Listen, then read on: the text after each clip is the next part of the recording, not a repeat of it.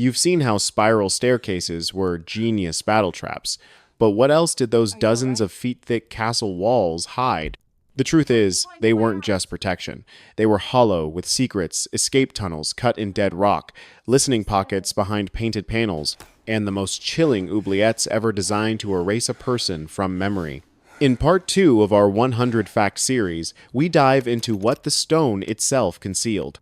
You'll discover how lords slipped away from uninvited enemies, how they eavesdropped on guests through dumb walls, and the disturbing realities of what castles were built over bone pits, shrine vaults, and graveyards recycled into dance floors. Once you learn to read a wall, it becomes a confession. Secret rooms buried in the thickness. Castle walls could be 10-12 feet thick, leaving enough space to hide entire rooms between inner and outer stone skins.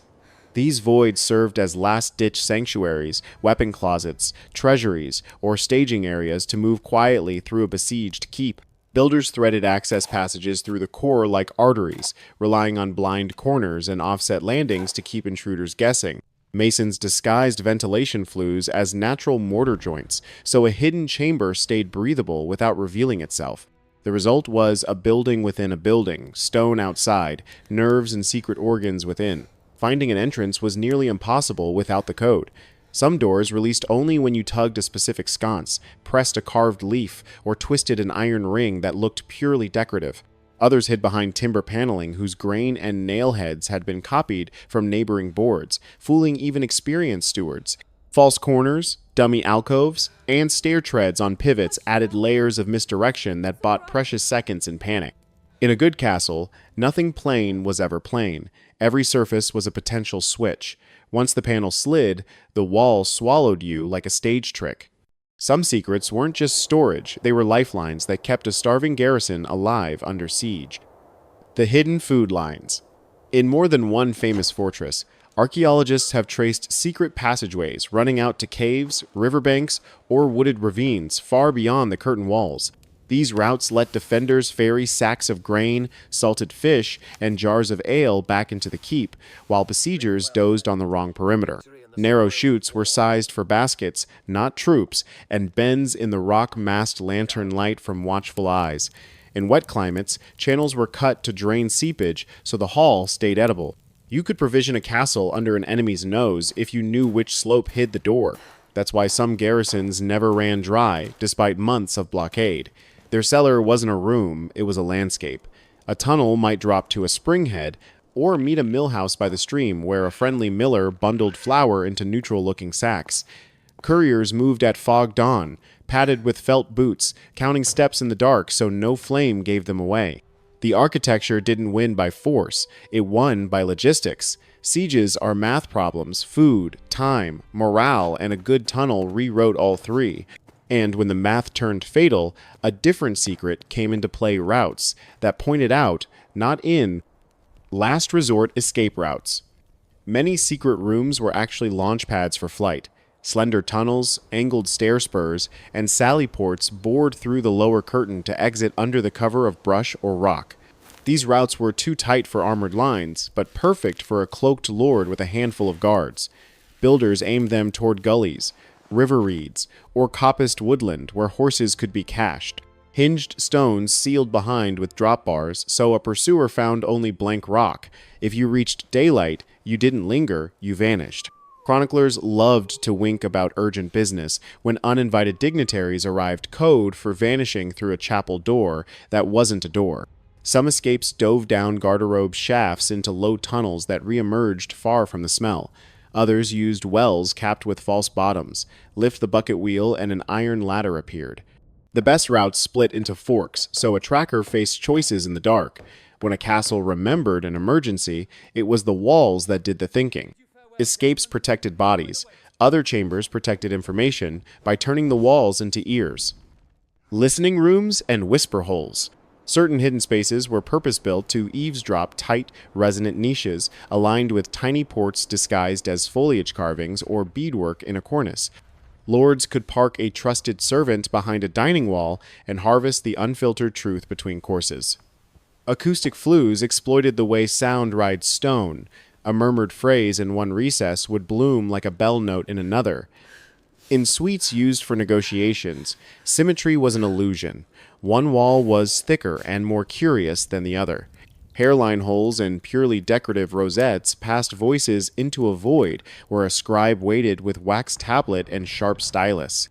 Messages were logged, cross-referenced, and slipped into a chest as valuable as any jewel coffer. Security wasn't just swords on belts, it was awareness in plaster and oak.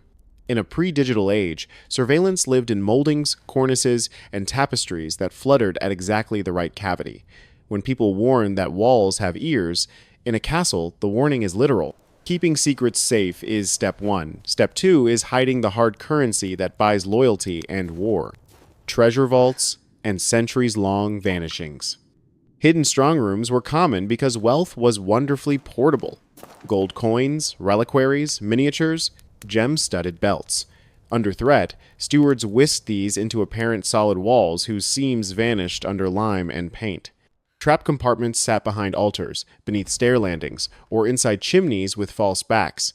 A lord might sleep inches from a fortune without any guest suspecting exactly the point.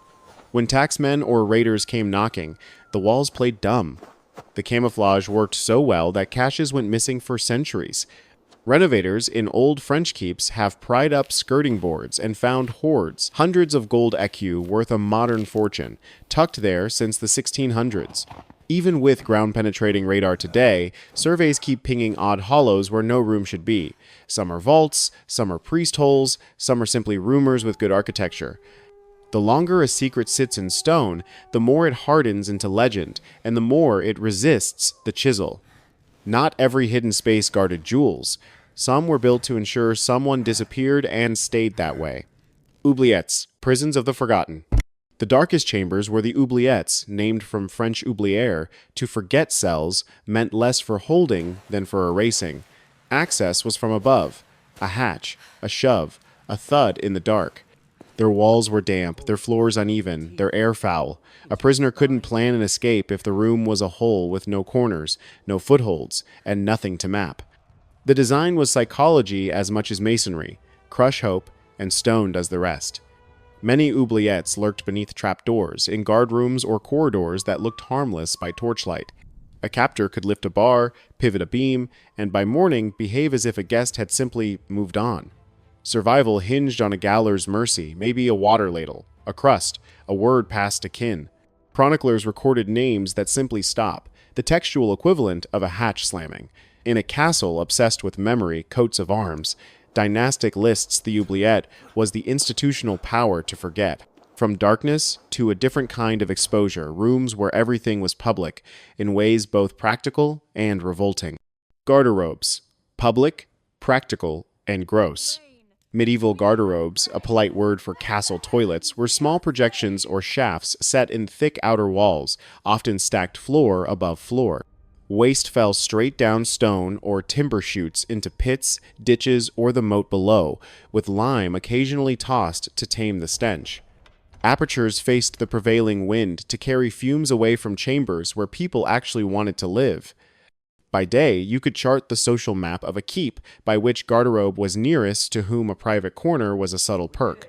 Toilet paper wasn't a thing. The wealthy used soft wool, hemp, or cloth scraps. Others grabbed leaves, moss, or, notoriously, their left hand reserving the right for dining and handshakes, and both for prayer. Benches were stone or wood with keyhole cutouts, and, on cold mornings, a reminder that prestige didn't heat everything. Servants swabbed chutes from access doors lower down, a thankless job that kept disease from seeping back indoors. The system was crude but systematic. Gravity, airflow, and ritual cleaning did the work plumbing would later do. Disgusting as they were, garderobes did something clever for wardrobe security, literally for wardrobes. The wardrobe that protected wardrobes. The word garderobe originally meant a place to guard clothing, not just a place to foul. Counterintuitive as it sounds, some lords stored rich garments in chambers off these smelly shafts because the reek repelled moths and fabric-eating pests. A velvet gown, safe in stink, was better than a perfumed one riddled with holes. Hooks and poles kept sleeves from brushing the aperture, and cedar or herbs added a second line of defense. In a world before mothballs, stench was security tech. Textiles were a currency: wool, silk, embroidery, so keeping cloth intact was serious economics. Inventories list mantles, surcoats, and banners protected in wardrobes, where odor deterred larvae that would feast elsewhere. The irony writes itself. Gala clothes nested near the worst air in the keep. Stewards rotated garments through sweeter chambers before big feasts, letting them air out by hearths heavy with rosemary smoke. If your cloak smelled like a latrine on Tuesday but dazzled on Thursday, the system worked. Irony flips again. In war, those same waist chutes became the least glamorous, most dangerous breach points in a siege. The filthiest infiltration routes. During assaults, waste chutes and drain outlets offered shockingly effective weak spots. Determined raiders shimmied up or down slime-slick stone, bracing hands and feet against walls that didn't expect visitors. If a chute connected to a service corridor, a small team could pop a bolt from inside and let comrades in. It was a filthy gamble, one slip, one shout, and you were fertilizer, but desperation at its courage in strange ways. The moat wasn't always water, sometimes it was worse. Imagine wanting a fortress so badly you worm through centuries of muck to reach a latch. Chronicles tell of soldiers emerging stinking but victorious, capturing a postern gate while defenders watched the main drawbridge. After such attacks, masons retrofitted iron grills and dog-legged traps in chutes to turn them into dead ends. The lesson was simple and humiliating. Your sanitation was someone else's strategy. Every opening in a castle, no matter how foul, was a risk profile. Even so, medieval designers weren't oblivious.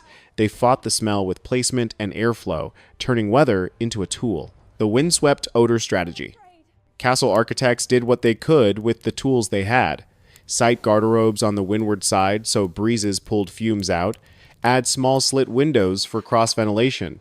Sometimes stack shafts to create a chimney-like draw. In coastal keeps, benches faced the sea, so salt air worked as a crude purifier. In cold months, embers and wall braziers warmed air enough to lift stink up and away. You could smell the design decisions as you walked the ramparts. The entire sanitation plan leaned on weather literacy. A clear day was deodorant. A still, humid one was punishment. When conditions turned ugly, hangings came down near shafts, doors stayed shut, and rushes were changed more often. Primitive as it was, the system reflected a broader truth about castles. Survival was a stack of small strategies, each shaving discomfort a notch. If the Lord wasn't forgotten in a second, stinkier oubliette, the layout had done its job. The deeper we go, the weirder it gets, because every luxury had a cost, and every defense hit a loophole with teeth. Next episode, we'll examine drop bridge traps, moats that weren't water at all, and ancient burials lying right beneath a lord's dance floor. What secret of castle design do you want cracked next gatehouses, barbicans, or murder holes that lied? Comment below, share this with a history friend, and hit subscribe with the bell so you don't miss part 3. Your next castle tour won't be sightseeing, it'll be code breaking.